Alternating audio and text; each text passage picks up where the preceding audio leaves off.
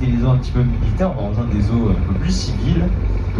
Et notamment droit devant nous, on a la zone de Brégaillon. Alors la zone de Brégaillon, c'est la partie commerciale du port de la Seine-sur-Mer.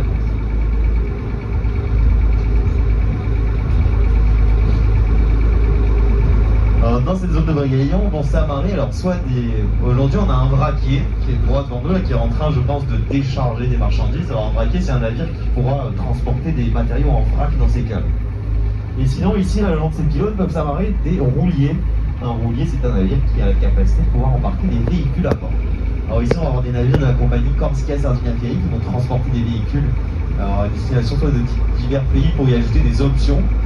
Par la suite, la plupart du temps, ils reviendront ici et seront par la suite dispersés dans les différents concessionnaires du monde.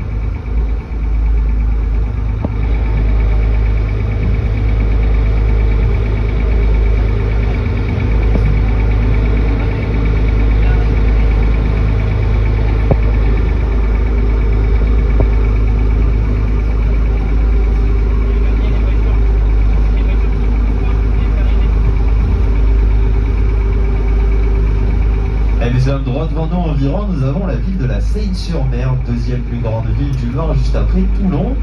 Alors cette ville, elle était connue à l'époque pour ses nombreux chantiers navals. Alors ces chantiers, ils ont fermé en 1989, notamment dû à la concurrence du côté de la Bretagne. Alors il nous reste quelques vestiges de la présence de ces chantiers ici sur la ville de la Seine-sur-Mer. Premier vestige sur notre avant-droit, là-bas, c'est ce pont métallique à la verticale, avec sa petite verrière au sommet. Alors, à l'époque, ce pont, il se baissait. Un train de marchandises passait dessus afin de ravitailler les différents chantiers en matière première.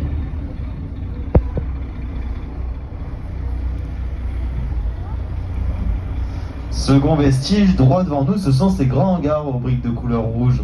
C'est à l'intérieur de ces hangars, à l'époque, qu'on assemblait les navires. Une fois l'assemblage terminé, eh bien, on les mettait à l'eau et on venait les amarrer à ce grand quai qu'on a sur l'avant-gauche du navire. Ce grand quai, c'est le quai du môle d'armement de la Seine-sur-Mer. C'est ici qu'on livrait les navires qui sortaient des chantiers clés en main aux armateurs. L'armateur, c'est la personne qui va armer le navire en appareaux de navigation et de sécurité. Alors, pour faire simple, c'est le propriétaire.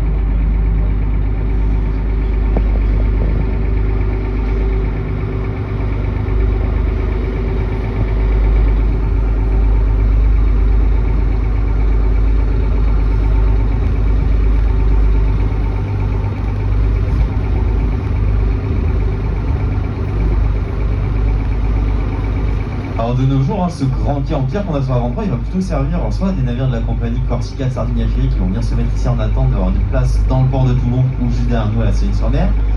Ou sinon, durant la période estivale, on a des navires de croisière qui vont venir faire escale ici à la journée. Alors ce quai, il fait plus de 300 mètres de long, il fait environ 320-330 mètres de long. Ça nous arrive d'avoir des navires qui dépassent du quai, qui font jusqu'à 300, le plus gros qu'on a accueilli, je crois qu'il fait 355 mètres de long. Alors c'est sympa pour les gens qui habitent juste en face, ça leur fait vraiment un immeuble de plus. Qui vient s'arrêter demain.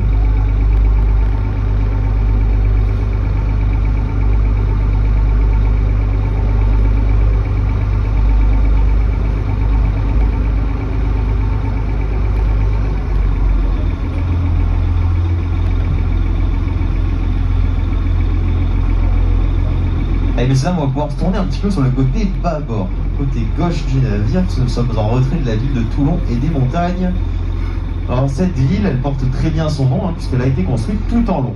Elle s'étend sur près de 10 km, elle va débuter à l'ouest à la sortie d'Olioul et prendre fin à l'est à l'entrée de la Valette.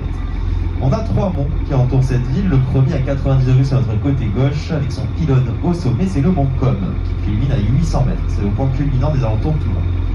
Le second, derrière les navires militaires, c'est le mont Faron, 585 mètres. C'est d'ailleurs au sommet et à gauche qu'il y a la tombe Beaumont, qui est le mémorial du débarquement des troupes alliées en Provence. D'ailleurs, on peut atteindre le sommet du mont Faron par 2 moyens, de manière un petit peu classique avec votre véhicule ou à vélo pour les plus courageux, en empruntant sa route en pente des aides. Et deuxième moyen, vous avez le seul téléphérique de Provence qui vous mènera au sommet du mont Faron. Et de là-haut, vous aurez bien sûr un très joli point de vue sur l'ensemble de la rade, même des rades, j'ai envie de dire que ce soit la petite rade ou la grande rade qui se trouve juste devant. Alors le troisième mont, il va déborder le mont Faron sur sa droite à l'est. D'une unité de végétation en son sommet, vous avez là-bas le mont Coudon qui lui culmine à 700 mètres. Alors on a également une très jolie ensemble sur tous ces navires militaires qui tous forment ce que l'on appelle l'escadre de la Méditerranée. Cette escadre qui elle est présente ici depuis Louis XIV. Et juste derrière, il y a l'arsenal qui lui est présent ici depuis